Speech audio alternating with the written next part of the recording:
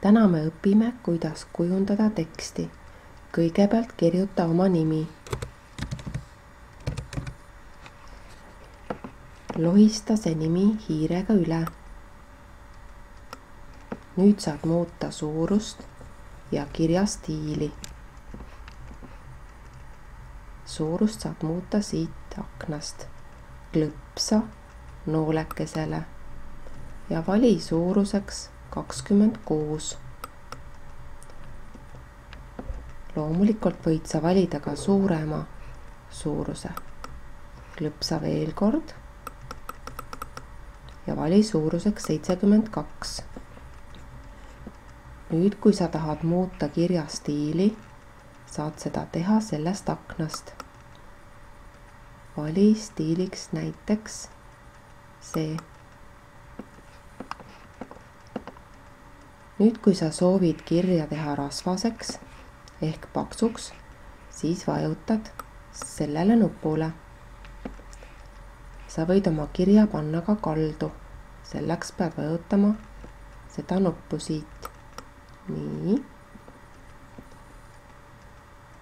Kui sa tahad, et su tekst oleks töö keskel, siis sa saad seda joondada. Vajutad nupule.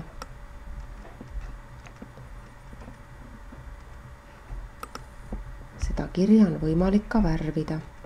Selleks lohista see täht üle, mida sa parasjagu värvida tahad. Ja vali siit värv. Nii saad ära värvida kogu oma nime erinevat värvi.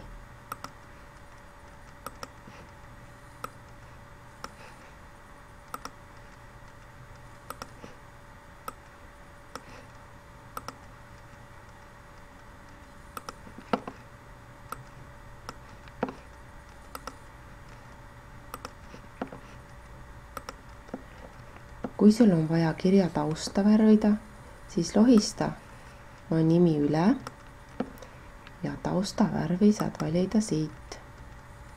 Valime kollase näiteks.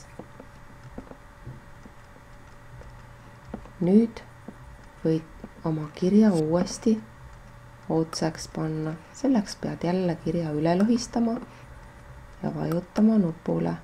Kiri läks otsaks.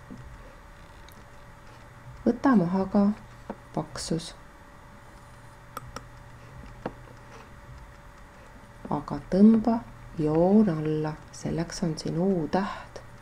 Vajuta sellele nupule.